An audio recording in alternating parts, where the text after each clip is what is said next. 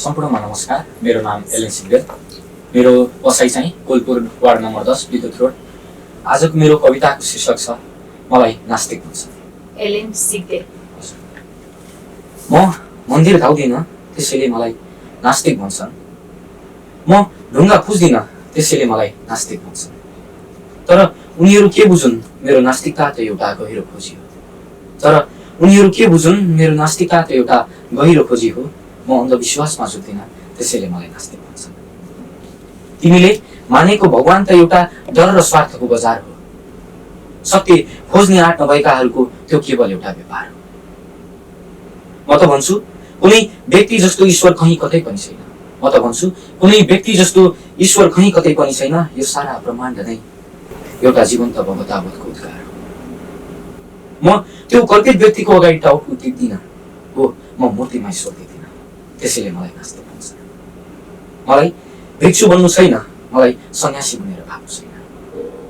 संसारलाई त्यागेर कुनै काल्पनिक स्वर्गको वरदान माग्नु छैन। ओशो भन्छन् जीवन नै उत्सव हो, जीवन नै परमात्मा हो।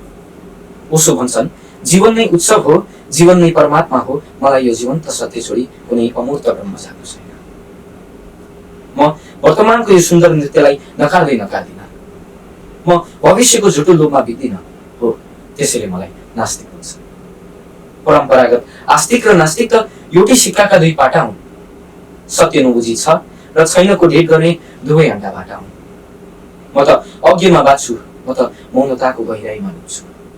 म त अज्ञमा बाँच्छु, म त मौनताको गहिराईमा डुब्छु। विश्वका पुराना पोका पोख्नेहरू यहाँ सबैभन्दा घाटा हुन्।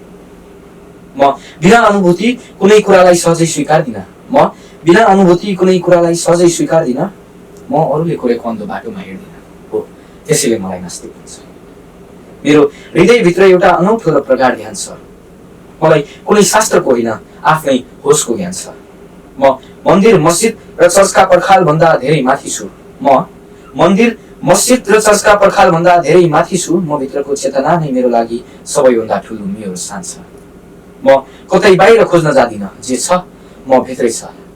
म कतै बाहिर खोज्न जादिन, जे छ म भित्रै छ। म बाहिरको झुटो दियो बाल्दिन हो त्यसैले मलाई नास्तिक भन्छ हो त्यसैले मलाई नास्तिक भन्छ।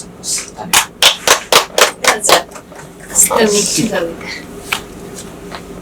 एलेन सिग्देल। हजुर पहिला पनि कविता लेखिरहनु भएको छ हो।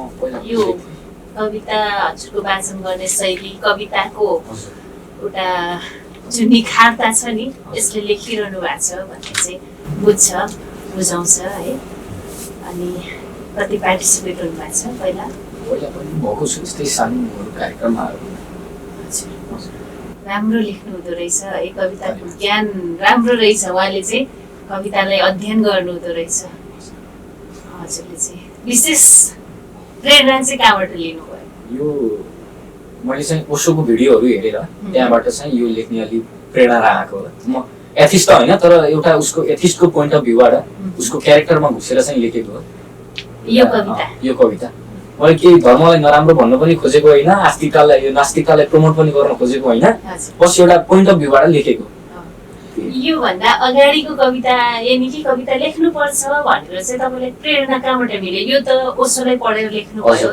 प्रेरणा त मेरो ठुलबाहरू पनि यस्तै साहित्य क्षेत्रमा अग्रसर हुन्छ, उहाँहरूले लेख्नुहुन्थ्यो, म सानैदेखि पढ्थेँ त्यसैले अलि प्रेरणा आएको उहाँहरूबाट।